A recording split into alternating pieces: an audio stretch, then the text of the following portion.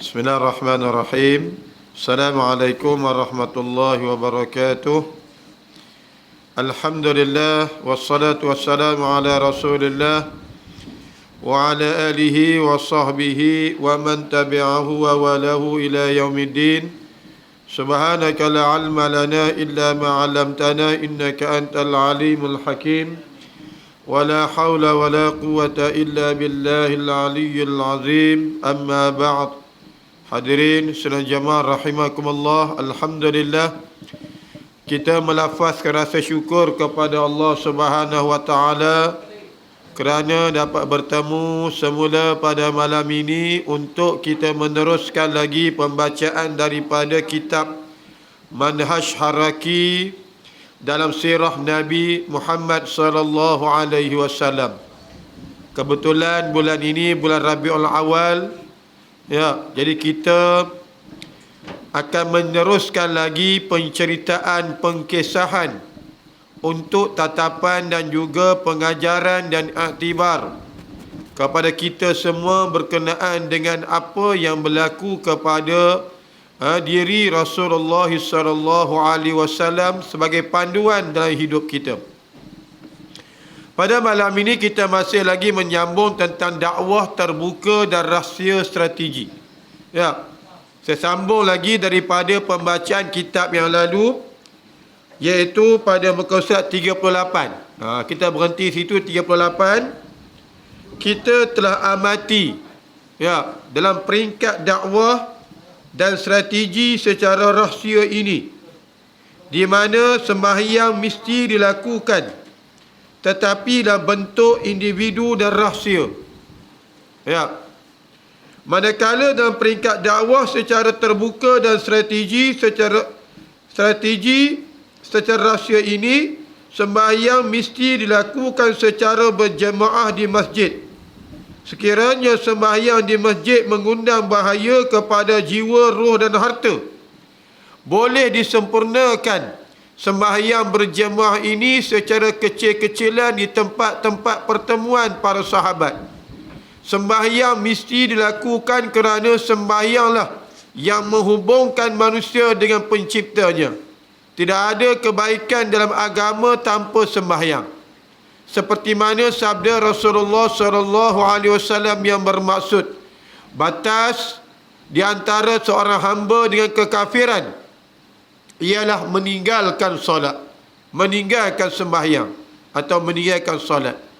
Jadi ni tuan-tuan muslimin hadirin sekalian, pengajaran daripada apa yang Nabi lakukan pada awal Islam. Bagaimana pada peringkat rahsia dan peringkat terang-terangan. Bagaimana pada peringkat rahsia ini, dalam sebahagian daripada riwayat Nabi sembahyang. Masa itu pada permulaan dakwah, orang kafir Quraisy tak pandang pun, tak heran pun Nabi nak buat apa di depan Kaabah. Tetapi apabila dakwah ini sudah terang-terangan, maka bila berlaku terang-terangan, maka peningkatan kepada ancaman dakwah Rasulullah ini, termasuklah amalan yang Nabi buat sebelum ini semasa Nabi berada di hadapan Kaabah. Nabi semayang. Mula-mula orang kafir Quraisy tak heran, buat tak kisah. Tetapi akhirnya mereka ambil kisah, ambil peduli, sebab dakwah sudah berlaku terang-terangan. Pada awal secara rahsia, bila berlaku terang-terangan, selepas 3 tahun dakwah secara rahsia ini, maka orang kafir Quraisy mula mengambil peduli tentang apa yang berlaku kepada Rasulullah, kepada masyarakat pada masa itu. Mereka ambil peduli, ambil tahu, ini apa ni, agama apa, dakwah apa. Dakwah ni tak kena bercanggah dengan kami punya amalan. Takkan Nabi ni nak bercanggah pula? Mana boleh. Tulah ni nanti. Kita tulah lah. Tulah lah dah bercanggah dengan amalan nenek moyang. Tak boleh ni. Tak boleh. Bercanggah nanti. Nanti kena apa ke? Tulah kau Melayu tulah lah. Ataupun kena apa nanti? Ya, tak buat amalan nenek moyang ni kena apa? Kena rasuk ke nanti? Ya, kena apa ke? Macam-macam lah. Macam biasa orang nak pegang ya, apa? Ada serasa kampung atau tempat ni, sahabat saya cerita sendiri pengalaman dia. Pengalaman dia berkahwin dengan ialah apa dari apa isteri dia tu orang daripada belah ada tempat mana dia sebut memang kuat adat ni, adat bukan di Sembilan, di Perak ni, di Perak adat macam mana dia kata. Adat ni bila dapat anak kecil, dia kata kan, sebelum anak dapat pijak tanah, dia pun ada macam apa tu, macam jampi-jampi, macam ada jumpa pawang dukun lah. Nanti dia kata anak tu nanti jadi macam-macam. Dia melawan. Kebetulan kesedaran agama tu ada pada diri dia. Dia cerita ni kat saya. Dia lawan, dia kata, adat ni tak betul ni kepercayaan karut ni. Kan? Yelah, sebelum anak tu dibenarkan, bila dah boleh berjalan nak pijak tanah, ada upacara. Upacara mentera ke, ya, berapa rasap ke kaki ke, macam mana budak. Adalah upacaranya. Kan? Memang amalan itu sudah berlaku turun-temurun.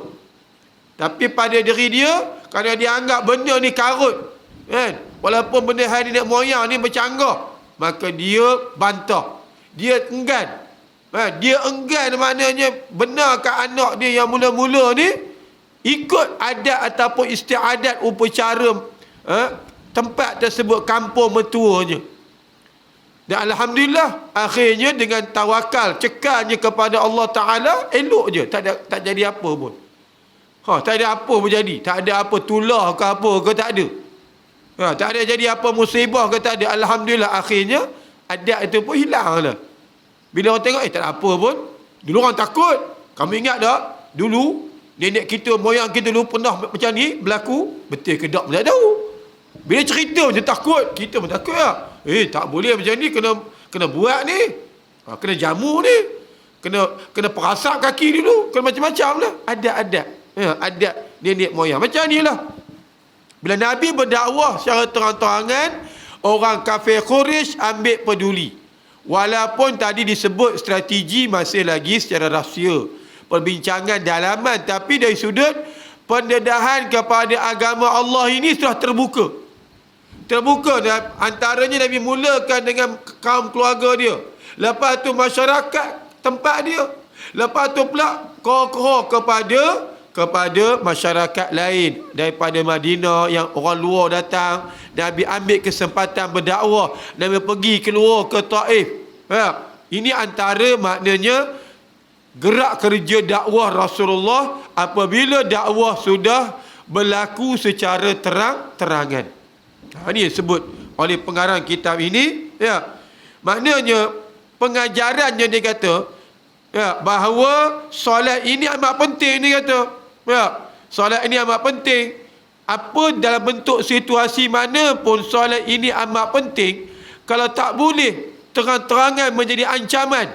Kadang-kadang berlaku pada setengah-setengah tempat, setengah-setengah situasi, kan? Solat terang-terangan ini kadang-kadang memberi ancaman kepada pemerintah setempat. Macam mana kita pernah dengar zaman komunis dulu, Rusia dulu, Soviet Union dulu, kan? Tak benar ni, semayang tak bagi. Semayang tak bagi, ni yang berlaku. Apa yang saya cerita dulu, kan? Di zaman Pol Pot, di Kemboja dulu, di Soviet Union, macam memanglah. Ataupun di Turki, masa Turki sekular dulu. Tak benar ni, nak semayang mudah-mudah. Hari ni di mana ni? Macam di Xinjiang ni, Turkmenistan Timur tu, umat Uyghur, umat Islam Uyghur ni disekat daripada melakukan amalannya secara terang-terangan. Jadi kalau nak secara diam-diam, duduk di rumah, buatlah, ikutlah kemampuan, kerana masa ini adalah masa darurat bagi mereka, bukan bagi kita lah, bagi mereka lah. Kita tak darurat. Mana kita boleh mari surau, boleh mari masjid, boleh pakai lebih, boleh simpan janggut. Kalau di Turki dulu, apabila Kemal Atatürk mengambil alih pemerintahan negara Turki, tukar daripada khilafah Islamiyah kepada negara sekular Turki. Apa yang dibuat oleh Kamal Atatürk? Dia tukar. Dan pelbagai perkara. Tukar tu bukan tukar sikit punya. 360 darjah dia tukar. Masjid-masjid ditutup, disekat, dikongkong. Ni amalan-amalan agama yang awal dulu tak ada. Tak ada. Tudung tak boleh pakai. Janggut tak boleh simpan. Tarbus pun tak boleh. So pakai sorban. Tarbus pun tak boleh. Sebab dia image Islam. Yang boleh pakai image yang tak ada kaitan dengan Islam. Pakai topi cowboy ke boleh. Ya. Topi cowboy ke apa yang lain boleh. Tapi tarbus pun tak boleh. Pasal dia menggambarkan image Islamik. Azan tukar bahasa Turki. Mana nak sembahyang Jumaat ni? Terang-terangan ni. Tak ada. Disekat. Dilarang. Dihad. Macam-macam. Dia tukar. Penukaran ini. Jadi pada masa itu umat Islam macam mana? Hiduplah dalam keadaan kemampuan dia yang disebut darurat tadi. Darurat mengharuskan beberapa perkara yang asalnya terlarang. Maknanya tak boleh terang-terangan. Tak apalah. Semayanglah. Dia rumah tu diam-diam. Puasalah diam-diam. Maknanya ikut situasi keadaan setempat itu. Maknanya solat amat penting. Itu sebab daripada awal dakwah lagi Nabi solat. Walaupun solat itu bukan solat fardu 5 waktu yang diwajibkan semasa Nabi Isra Mi'raj kemudiannya sebelum hijrah. Tidak.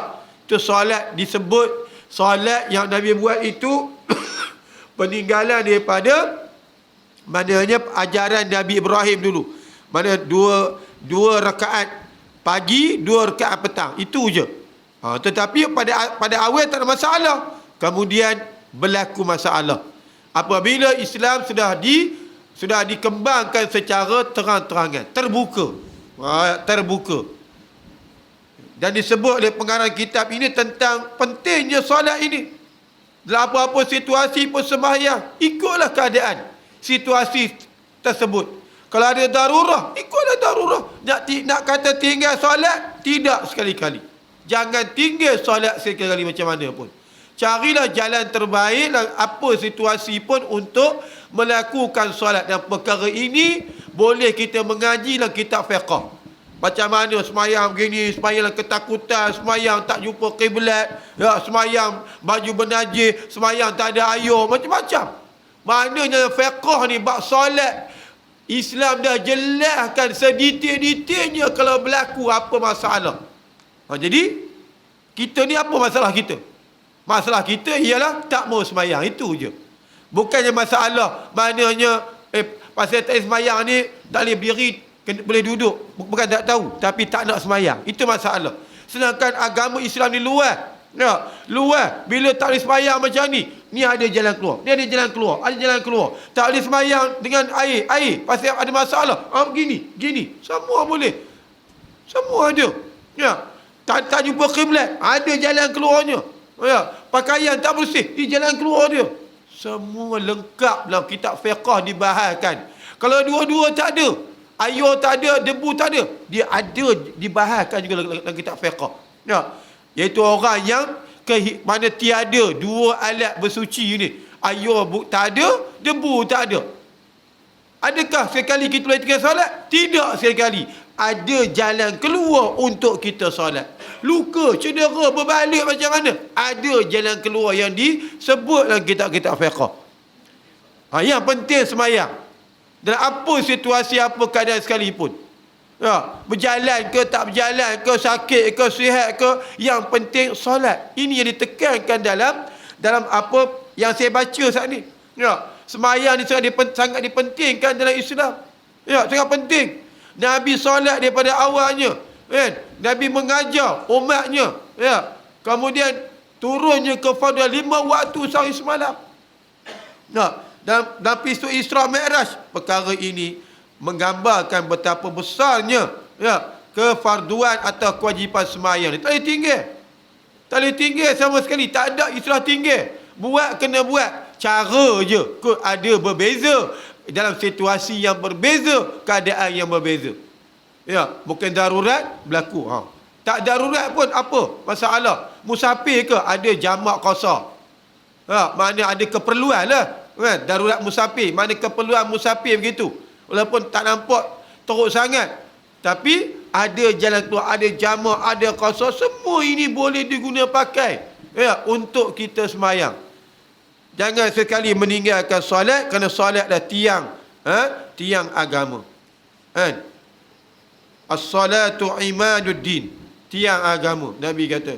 Tiang agama. Maknanya kalau tiang agama tak ada, tiang tak ada. Runtuh dah bangunan. Tiang 5 tak ada. Apa nak bina yang lainnya? Nak bina dinding, tiang tak ada. Atap nak letak atap. Atap ke mana? Tiang tak ada. Jadi ini tuan-tuan ayah. Disebutlah hadis Nabi ini bahawa batas antara iman dengan kufur ialah solat. Batas iman dengan kufur ialah solat.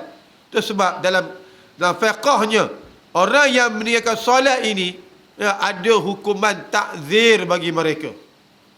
Hukuman takzir apa? Dalam mazhab Syafi'i, takzir dia sampai tak bunuh. Tinggal sembahyang boleh bunuh. Boleh bunuh. Ni bukan ni. Dia ada dua kategori pula. Dia tinggal sembahyang kerana engkar kefarduan solat. Yang ni memang kafir lah. Memang kena bunuh lah. Dia tinggal sembahyang kerana malas, pun boleh dibunuh kerana malas. Takzir kan. Takzir dia panggil. Ini takzir. Yang ni kerana ini hukuman riddah. Mana dua kategori. Maknanya jangan kita tinggal solat. Dan kita kena seru ahli kita, keluarga kita, kawan-kawan kita supaya solat. Kalau kita tengok contohnya apa yang dididik oleh Syahid Hasan Al-Banna rahimahullah di Mesir lah. Seorang pejuang yang hebat, mujahid yang hebat. Apa antara dia punya didikan dia kepada ni ahli dia, kepada umat Islam, dengan tunaikanlah solat dalam apa situasi sekalipun. Maknanya bila masuknya waktu solat, tunaikanlah solat dalam apa situasi sekalipun. Anda sibuk, anda macam mana, anda bekerja, anda apa ke, tunaikanlah solat. Kepentingan solat. Sebab solat ini amat penting untuk pembinaan diri kita sebagai hamba Allah. Ini hubungan kita dengan Tuhan. Solat ni dipanggil hablum minallah. Hablum minan nas, dihubungkan sama manusia. Hablum minallah, hubungan kita dengan Allah. Dialah solat. Dengan sama manusia kita berhubung, kita berbaik. Baik, berkendi kenara, jemput menjemput, bantu membantu. Semayang di mana? Pemerintah yang nak memerintah pun Allah Ta'ala pertegahkan, allazina immakkannahum fil ard aqamus salah.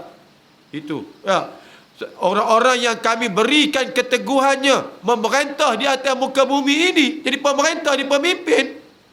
Apa dia kerja buat mereka yang utama? Aqamus salah, mereka mendirikan solat.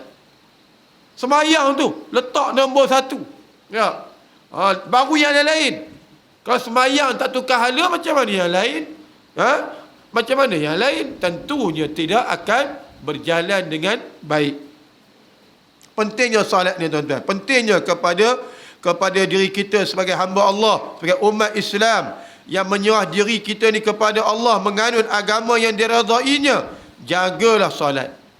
Jagalah semayang ini. Penting sangat jaga. Kita kena beritahu nasihat pada anak-anak kita, generasi kita. Macam mana kamu sibuk, macam mana kamu kerja sekalipun, jaga solat. Itu antara orang kata pesanan kita yang patut jangan kita lupakan. Apabila kita cakap dengan generasi kita, anak-anak kita, ahli keluarga kita. Pesan, semayang yang tinggi. Pergi mana pun semayang yang tinggi. Pergi belajar mana-mana pun, solat jaga. Bekerja mana-mana pun, solat jaga. Solat jaga. Tak reti belajar. Dan apa situasi pun, walaupun dia bekerja di pelantar minyak sekalipun, dia kerja doktor sekalipun, pesan, jangan tinggal solat. Dia kata saya ni kerja, tengok non-stop 8, 9, 10 jam. Dan bilik pembedahan, ada jalan keluarnya. Kena belajarlah sikit. Kena ngajilah jalan keluar. Nak kata suruh tinggal solat, tak ada. Suruh semayang juga macam mana sekalipun. Adalah kaedah-kaedah dia. Yang penting kita tidak disebut sebagai orang yang tinggal semayang, yang abai solat. Jadi ini pentingnya solat dalam dakwah Islam, ya. Maknanya dalam dakwah, orang yang jadi pendakwah, orang yang jadi pejuang, orang jadi hamba Allah yang soleh, yang benar-benar rapid dengan Allah, kena jaga semayang. Semayang utama. Kita banyak dengar mengaji bab semayang ni, ya. Semayang ni ialah perkara pertama, dia apa, dari segi amalan yang akan disoal, dipertanggungjawabkan. Mula-mula yang akan dihisap solat dulu. Solat dulu, cek solat dulu, mari solat dulu. Sembang yang lain, solat sembang yang lain. Semayang tak ada, yang lain sembang kari lah tu orang, ya. Apa pun tak dapat. Yang lain yang bagusnya, begitu ni, begitu. Semayang hidup. Baik dah, bagus dah. Hak semayang ni masalah. Hak ni tak betul ni. Semayang diutamakan, ya. Semayang letak keutamaan dalam hidup kita, dan kita kena latih anak-anak kita begitu. Itu sebab dalam Islam suruh semenjak dia usia memayis 7 tahun. Muru auladakum bis-salah wa hum 7 sinin. Suruh anak kamu semayang umur dia 7 tahun, suruh tu, didik, ya. Memanglah tak berapa pandai lagi, tak reti. Kita nak galakkan dia, latih dia daripada kecil, biar dia rasa mudah nanti bila dah balik. Kan? Tapi kalau dah besar baru nak suruh, dah liat dah, daging dah liat, tak empuk dah. Nak empuk, kena cari periuk ni, periuk yang pressure cooker tu baru nak empuk. Kalau orang tak tahu macam mana nak empuknya, ya, susah lah, liat lah sikit. Jenuh lah nak didik yang tu, jenuh lah. Bukan kata tak boleh, tuan-tuan, ya. Kita macam mana pun berusaha, tapi kalau dah besar baru nak suruh solat, ya, susah, tuan-tuan, jenuh kita. Dah tua ke bangka baru nak suruh sembahyang, udah lah, ya, jenuh. Suruh sembahyang macam alasan kain tak ada dulu cerita, ya. Suruh sembahyang, jom sembahyang. Ada seorang hamba Allah, dia cerita kat saya, beringgil dia pun, dia rajinlah ajak kawan dia sembahyang. Dia selalu sembahyang, kan, dia jom sembahyang. Saya masalah kain tak ada.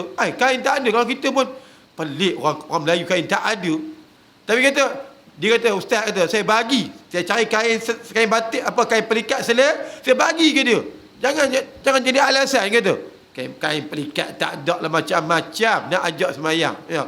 Sembahyang di masjid ke misalnya, ya. Jadi ni tuan-tuan muslimin, hadirin sekalian, tentang kepentingan solat, ya. Maknanya tak boleh terang-terang, sembahyang tetap dilakukan dengan apa cara, kaedah sekalipun, secara sembunyi, secara rahsia, ikut situasi setempat itu. Kalau kita duduk di Xinjiang tu, ikutlah tempat macam mana Xinjiang, walaupun pada zahirnya macam kita yang dah jadi kafir, tapi segi batinnya kita adalah muslim yang menyerah diri kepada Allah Subhanahu Wa Taala. Mana kita tak batal akidah di situ. Memang dipaksa di Xinjiang ni, umat Islam Uyghur ni, kerana dia bukan bangsa Cina. Dia ni keturunan Turki. Sebab dulu dia panggil Turkmenistan Timur. Cina jajah, dan Cina paksa mereka ikut ideologi dia, komunis, ikut style dia. Maka paksaan itu bila berlaku penentangan, berlaku lawan sikit, maka Cina tekan, paksa, tak boleh semayang, tak boleh puasa, tak boleh tutup aurat, ya, tak boleh ada image identiti Islam, dia paksa, ya, supaya belajar cara mereka, ya, belajar ala hidup cara mereka, paksa. Kalau tidak, kena tindakan.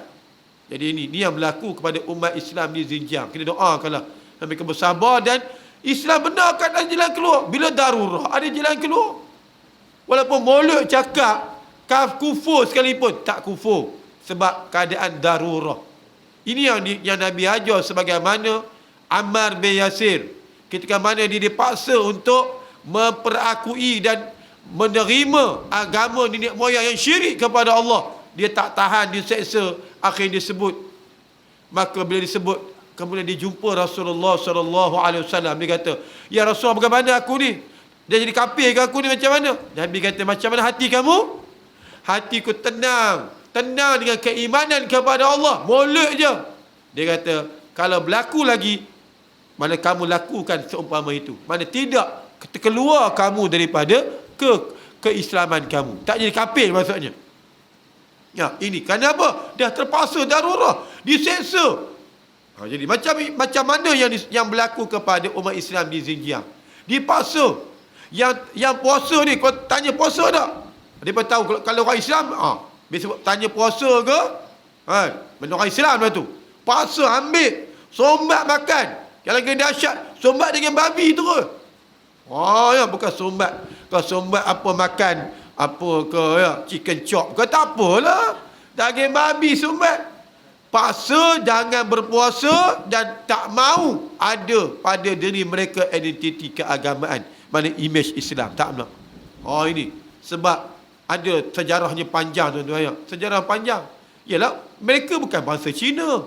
Mereka nak hidup cara dia mah. Cina komen dia paksa lah macam kita, macam Thailand lah, Siam tu paksa. Ya, paksa ni didoktrinkan umat Melayu Fatani ni. Hidup cara kesiaman ni. Yalah, satu segi nampak ada positif, tapi dua segi banyak negatif. Satu segi ialah dapat bahasa Siam, dapat ni, tapi ingat negatifnya banyak. Tu sebab mereka tahulah kan suasana hidup di tempat mereka. Bagaimana Siam ataupun Thailand ni bukan sekadar nak ubah cakap bahasa dia je, Siam je, tapi yang lain pun kalau boleh ikut agama dia sekali. Kemudian seterusnya tuan-tuan muslimin hadirin sekalian sedang jemaah ya, bab semayang ni insya-Allah ya, nanti kita di surau sana ada mengaji kan daripada bab ni, bab fiqh ni kita akan tengoklah bila kita jumpa nanti. Bab semayang kita hazar benar-benar semayang ni ya. Hazar supaya jangan alasan tak ada, tak boleh ni, tak boleh semayang. Air tak ada, tak boleh semayang. Macam kau duduk di Selangor, KL ke, air tak ada kadang tu, tak boleh semayang. Tak boleh semayang ke? Kena semayang. Macam mana? Ada jalan keluar dia.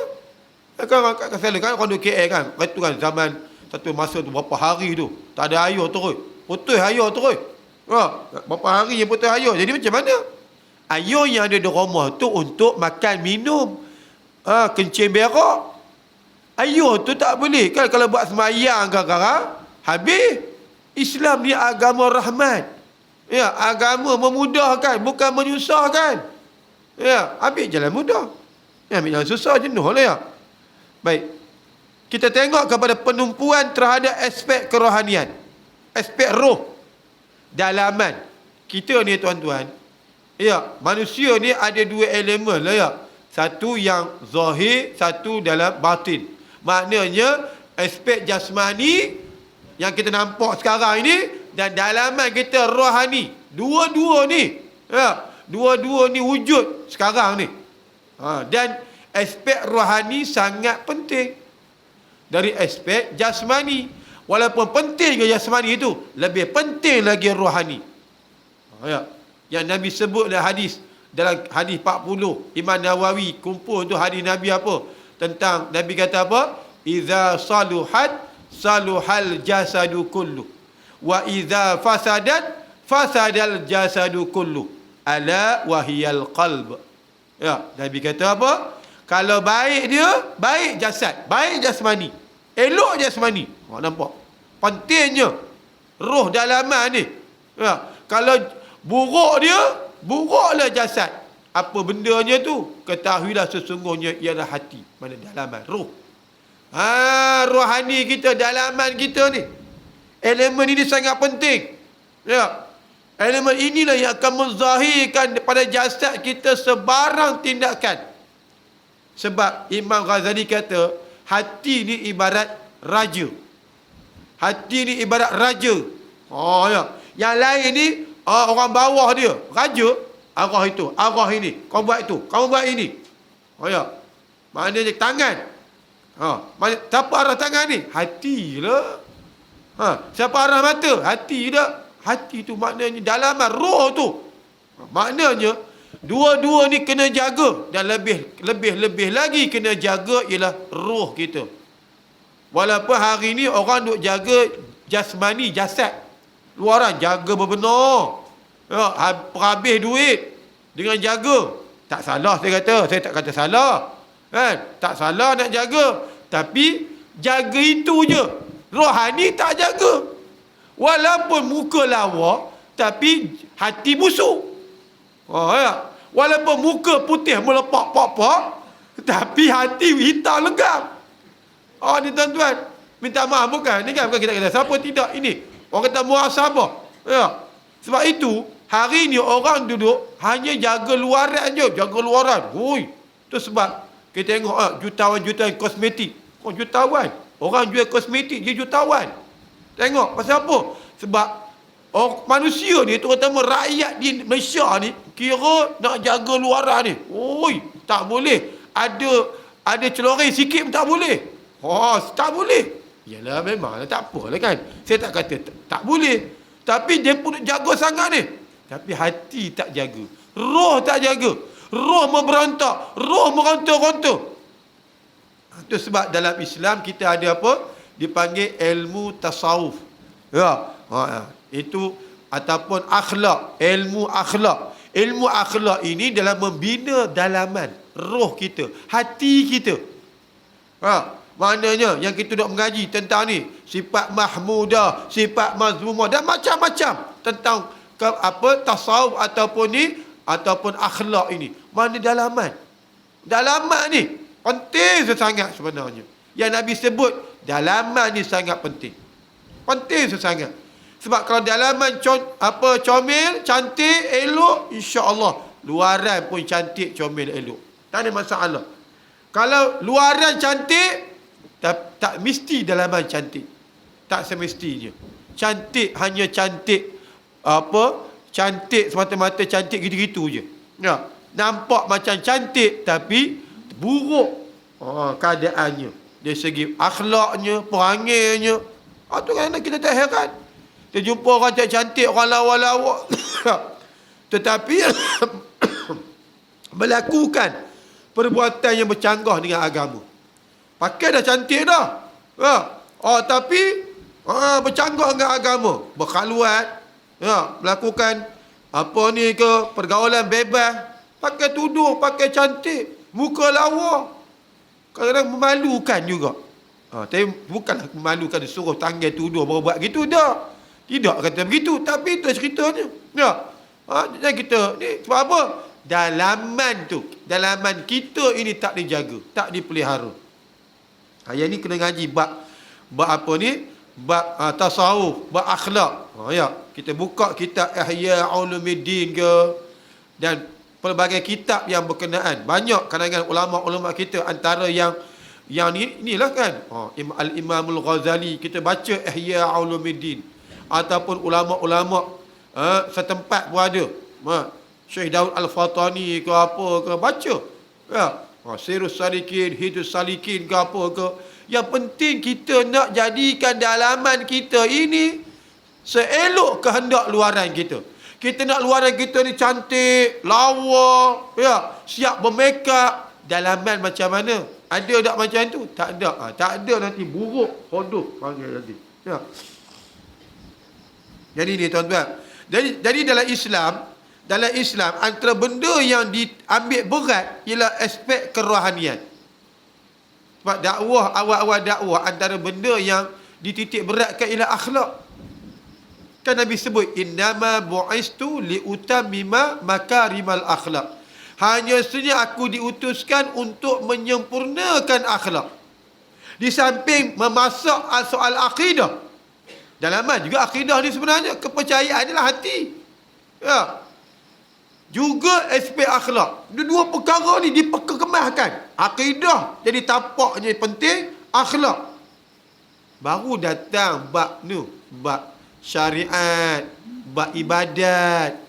Baru turun lepas tu perintah solat, perintah zakat, perintah puasa. Sebab apa?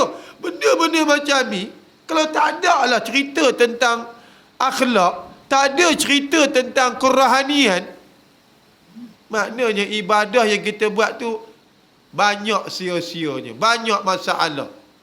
Sebab apa? Tak memberikan bekas kepada hidup kita. Macam Allah sebut, inna salata tanha 'anil fahsya'i wal munkar.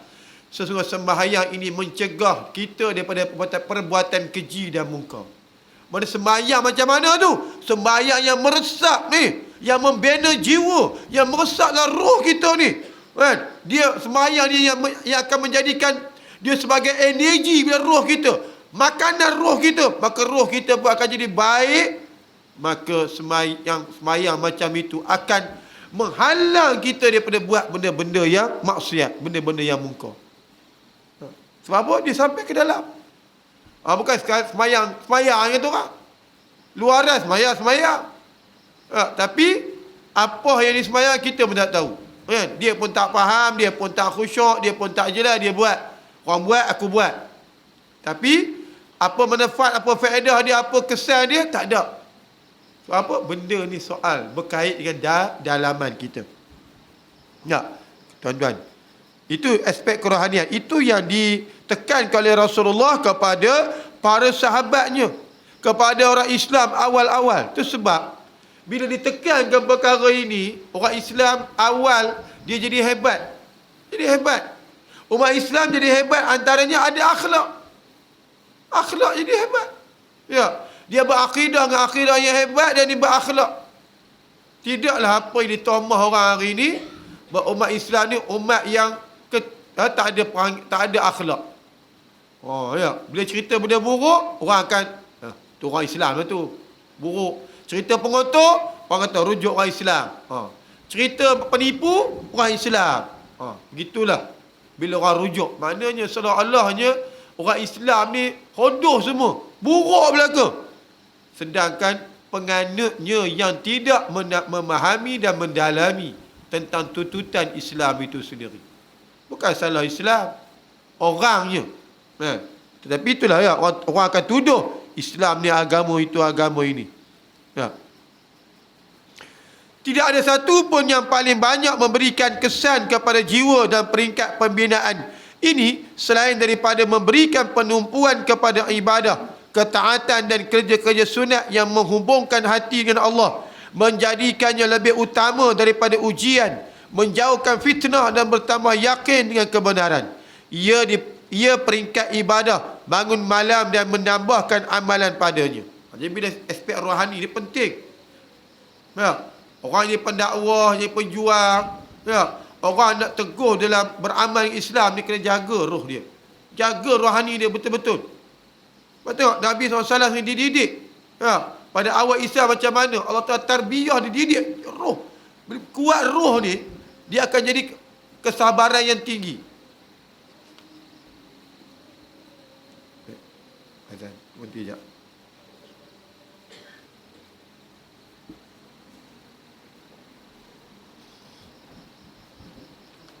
Allah Akbar.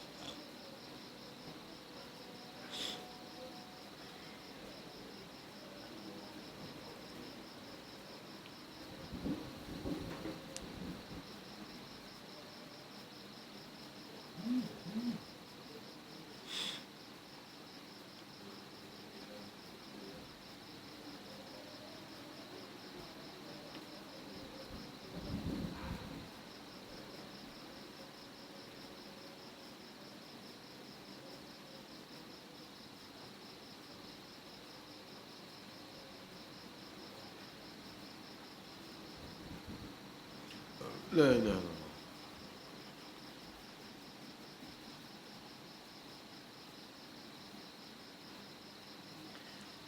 Hadirin saudara jemaah sekalian, jadi apa yang disebutkan tentang kepentingan tarbiyah ruhiyah ini ataupun dalaman ini, terutama apabila berhadapan dengan kerja buat yang disebutkan tadi ya, sebagaimana yang Nabi buat, kerja jadi pendakwa, pejuang yang menegakkan agama Allah, perlu, wajib ada tarbiyah dalaman ini.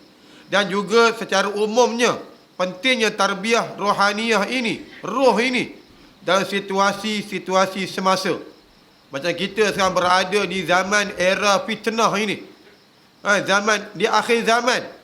Zaman yang penuh fitnah. Yang Nabi kata fitnah ni ibarat malam yang gelap gelita.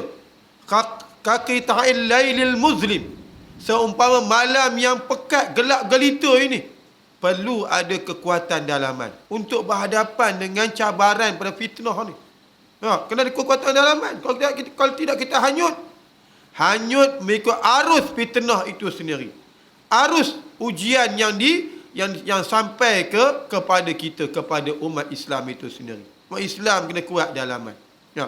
Sebagaimana Nabi didik tarbiyah umat dia pada awalnya, umat Islam pada awal, tarbiyah dalaman dengan Al-Qurannya, kan, dengan maknanya, solatnya, dan pada awal Islam sehingga akan disebut nanti sembahyang malam menjadi wajib pada awalnya. Sembahyang tahajud ni wajib. Kemudian baru maknanya bagi pihak kita jadi sunat. Bagi pihak Rasulullah tetap wajib sampai akhir hayatnya. Tetapi nak menceritakan bagaimana, kenapa benda ini kan diperintahkan oleh Allah Ta'ala, kerana apa? Nak menanggung tugas dan juga menghadapi cabaran semasa. Masa itu berhadapan dengan cabaran daripada maknanya orang musyrikin.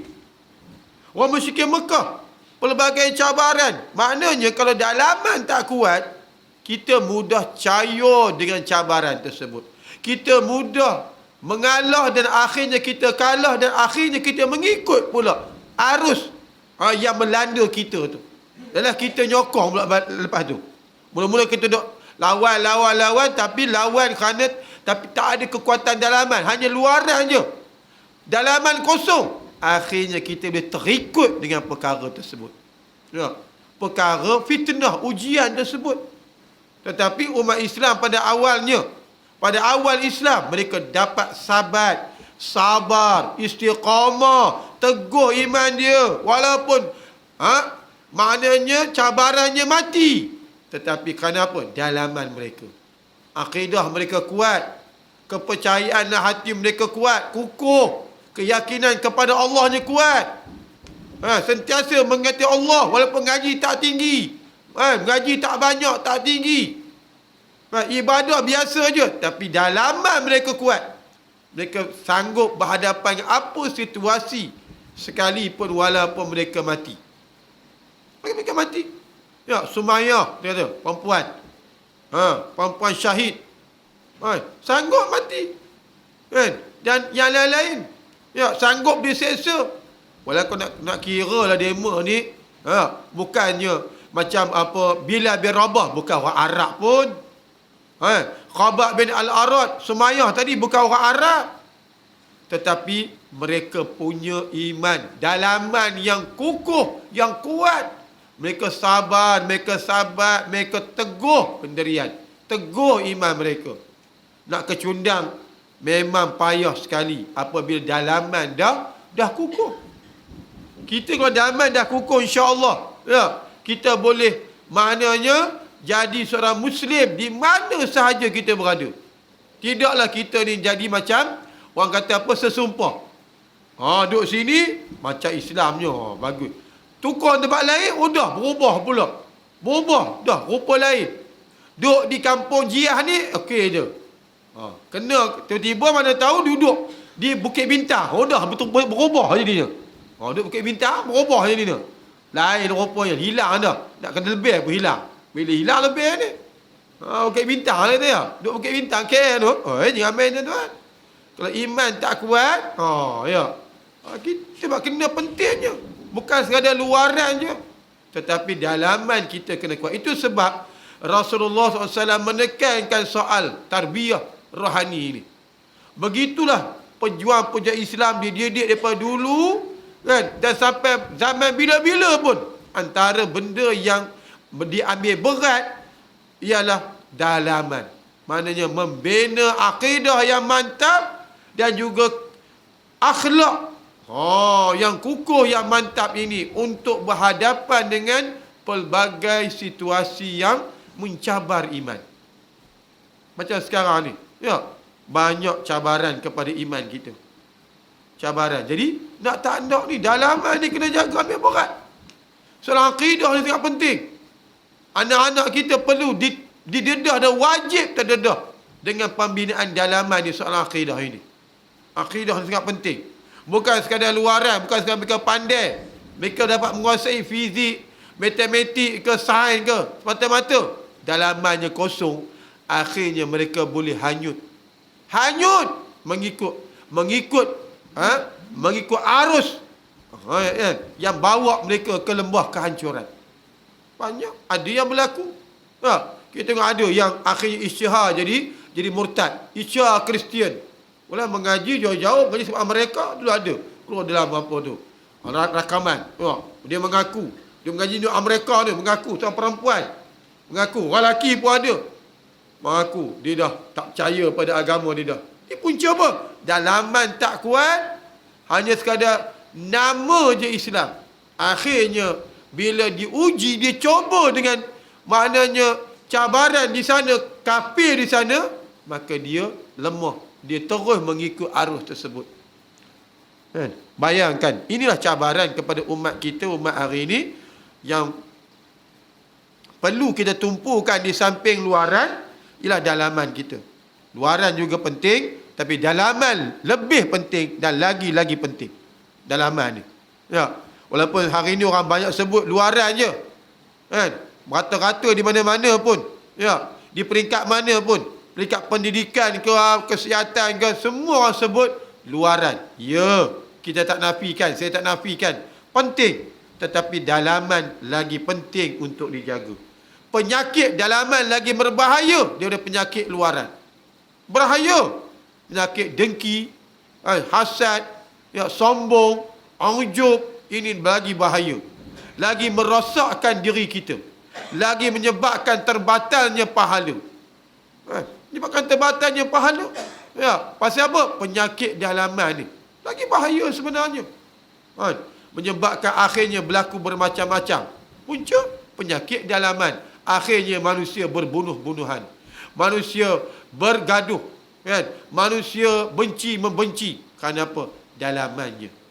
Yang tidak sebenar-benarnya dididik dengan mengikut cara yang ditunjuk ajar oleh agama yang kita redai ini. Ya. Sedangkan benda ni sudah ditunjuk ajar oleh Allah dan Rasulnya, oleh para alim ulama. Ya. Dah tunjuk ajar dah, begini, kena buat begini. Ya.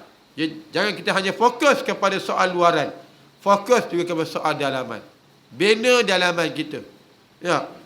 Ni macam mana pernah disebut oleh seorang pejuang di Mesir. Dia kata, aqim daulatal Islam fi qulubikum, satakum fi ardikum. Dia kata, dirikanlah negara Islam dan di hati kamu, dalaman kamu. Nescaya dia akan tertegak di atas muka bumi kamu. Maknanya kalau amalan Islam itu sudah ada pada diri kita, dalam hati kita ni suka kepada Islam, sayang pada Islam, ingin kepada Islam, kita beramal. Ya, mana bila dalaman tu kata ingin, suka, cinta, kasih, luarannya pun akan terbina, terbentuk untuk melaksanakan dan beramal dengan ajaran Islam. Maka dia kata, satakum fi ardikum, maka negara Islam akan tertegak di atas muka bumi kamu. Apa dah? Semua orang dalaman dia cinta Islam, sayang Islam, akhirnya akan jadi. Maknanya masyarakat Islam akan jadi negara Islam. Tapi kalau dalaman ni, walaupun dia orang Islam dalaman, hati busuk, dengki je, cemburu je, tak mahu je, dia kira temolok dia, pangkat dia, kuasa dia, sibuk yang itu. Tapi Islam macam mana? Itu dia tak sibuk. Dia sibuk berbala kerana pangkat kuasa dia. Nak berkuasa sangat. Berbalah, bergaduh. Soal nak jadi kuasa. Yang soal dia bergaduh. Nak itu, nak ini, macam-macam. Nak kuasa. Tetapi apa nak jadi dengan Islam? Apa nak jadi dengan agama Allah Ta'ala ni? Lantaklah. Dia buat tak heran. Dia buat tak kisah. Dan dia buat tak endah pun. Tak ada apa-apa. Nak khabar apa-apa. Gemar ke, tak gemar ke, suka ke, tak suka ke, benci ke, sayang ke, hidup. Nguit pun hidup, tak kata apa. Macam mana hari kita tengok. Bagaimana dalam Rabiul Awal ini, bagaimana umat Islam diperhinakan. Bagaimana Rasulullah dihinakan. Apa reaksi kita sebagai umat Islam? Apa reaksi kita sebagai umat Islam di Malaysia? Apa? Yang dia berfikir nak berkuasa, nak jadi Perdana Menteri, jadi kuasa dia. Itu berfikir orang demo. Tapi Islam ni macam mana? Kita tak fikir. Itu kan, itu sebenarnya yang perlu kita perbetulkan dan perbaiki pada hari ini supaya Islam dibela dan terbela. Siapa nak bela? Kita lah. Di mana nak bela ni? Dari mana-mana? Punca mana? Punca kuasa mana? Kekuatan dalaman kita. Kuat dalaman kita, insya-Allah. Kuat dan luaran kita. Dalaman kita kuat akan melahirkan satu kekuatan yang luar biasa. InsyaAllah kita akan sambung nanti cerita macam mana sahabat-sahabat Rasulullah. Cerita memang hebat sahabat Nabi. Dalaman dia hebat. Maka luaran dia lagi hebat. Bila dalaman dia, macam mana dia sanggup mati? Kenapa dia sanggup mati? Dalaman dia. Dia yakin janji Allah. Yakin bahawa Islam pasti menang. Yakin janji Tuhan. Yakin syurga miliknya. Kalau dia benar-benar ikhlas berjuang, maka dia sanggup mati. Dia sanggup mati. Pertaruh nyawa dia. Kita pertaruh sah nyawa Kalau pertaruh masa pun jenuh Orang nak berkorban masa. Korban RM1. Belum korban nyawa lagi. Korban masa untuk Islam. Entahlah macam mana kadang-kadang ni orang tak kisah untuk Islam ni, untuk agama. Tapi orang kisah untuk benda-benda yang lain. Jadi tuan-tuan muslimin hadirin sekalian, moga-moga kita berhentilah insya-Allah. Moga-moga apa yang saya sampaikan pada malam ini berfaedah pada kita bersama. Insya-Allah kita sambung lagi kepada seterusnya. Al-Bazar telah meriwayatkannya insya-Allah. Wallahu a'lamu bis-shawab. Wallahu a'lam. Ada tuan-tuan jika ada sebarang persoalanan ke? Saya. Ya. Boleh.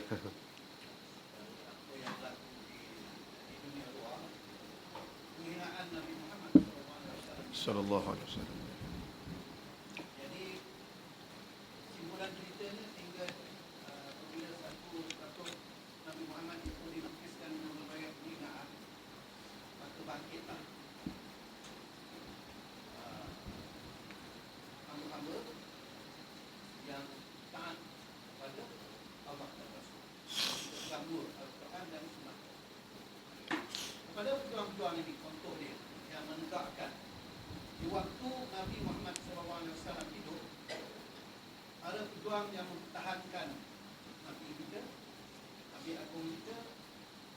Mereka berjuang sehingga mati, sehingga berada nyawa. Maka mereka diistilahkan, ditakdirkan sebagai mati syahid. Setelah Nabi Muhammad SAW wafat, tetapi mereka ada rohani dalam jiwa orang-orang Islam ini masih lagi kukuh dengan sunnah Rasul, berpegang kepada Nabi Muhammad SAW, Rasul pilihan, pengikut kita yang telah banyak. Di kala ini banyak yang telah ditangkap dan ada yang dihukum, ada juga yang mati. Jadi apakah tafsirnya di situ? Tafsirannya, perjuangan orang-orang yang dewasa ini yang tidak ada lagi. Nabi kita sudah wafat, tetapi rohnya masih lagi kita perjuangkan dan kita masih mempertahankan sunnah-sunnah.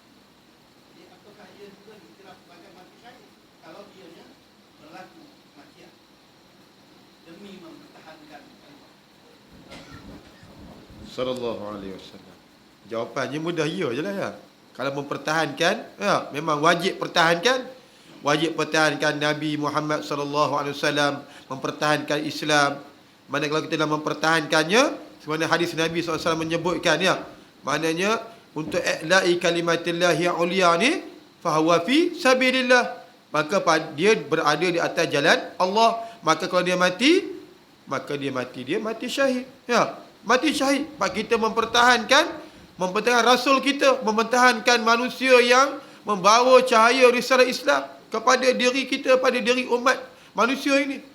Mana kalau kita pertahankan dia sehingga kita mati, ya, maka ada ganjaran syahid di sana. Ada ganjaran besar yang menanti kita, ya. Cinta kita kepada Rasul, cinta yang utama, cinta agung. Mana boleh cinta tersebut, sebagaimana yang saya sebut baru-baru ni dan ceramah benda Rasul di surau sana tu, ya, bahawa disebut bahawa anta ma'a man ahbabta, kamu akan bersama dengan orang yang kamu cintai di akhirat kelak.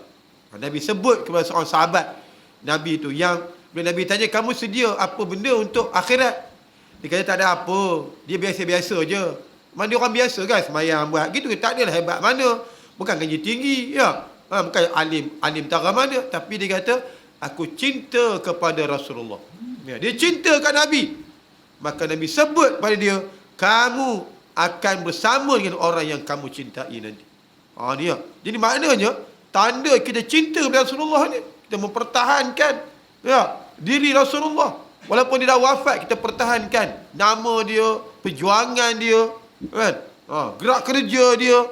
Mana kalau ada orang nak cuba pelekeh kan, kita kena pertahankan. Wajib pertahankan. Wajib balas, wajib sebut, wajib jawab, wajib pertahankan. Maka kalau berlaku apa-apa, mana adalah pahala. Kalau sampai mati, mati syahid. Kalau tak mati, dapat pahala. Mana kita ni insya-Allah akan termasuk dalam golongan orang yang Nabi sebut tadi, kamu akan bersama dengan siapa yang kamu cintai. Malah kalau kita cinta pada Rasulullah, pasal apa kita buat begini ni? Cinta kepada Nabi, cinta pada Rasul. Rasul akan cari kita. Rasul akan panggil kita bersama dengan dia. Ini kalau kita buat dia je, kan? Walaupun sebut tapi buat tak tahu je, Nabi dihina, Nabi di apa, kan? Adakah Rasul nak mengaku ini umatku? Wallahualam dia. Tepuk daya tanya iman lah. Adakah Nabi akan mengaku ini? Tapi kalau kita benar-benar cinta, kita pertahankan sunnah dia, pertahankan ajaran dia, memperjuangkan ajaran Islam, insya-Allah, kan? InsyaAllah, walaupun kita mati, bukan mati syahid macam mana pejuang-pejuang dulu, ya, tapi kita akan ada ganjaran besar, kan? Kerana mencintai Rasulullah sallallahu alaihi wasallam, insya-Allah. Ya.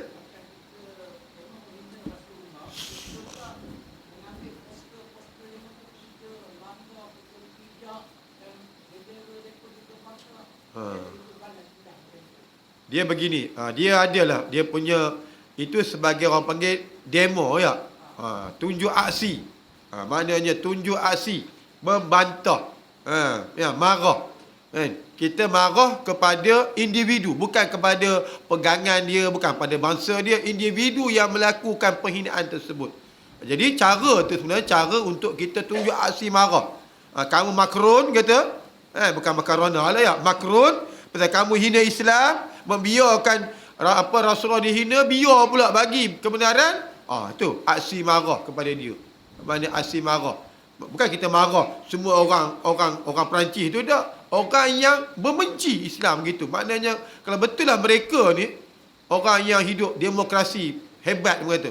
Ya, dia pun orang demokrasi lah. Kenapa mereka boleh menghina orang sesuka hati begitu?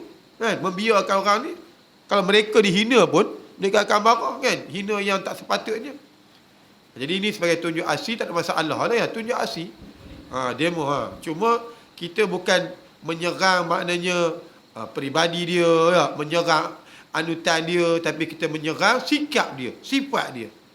Sifat dia. Dan orang Islam, alhamdulillah, ya, dia marah kepada individu yang menentang tu. Dia bukan marah pada ni kerana dia pasal orang Perancis, orang putih ke, kan, atau orang apa ke, kan. Kita marah kerana perangai. Kita benci pada orang ni bukan pasal apa, tuan-tuan.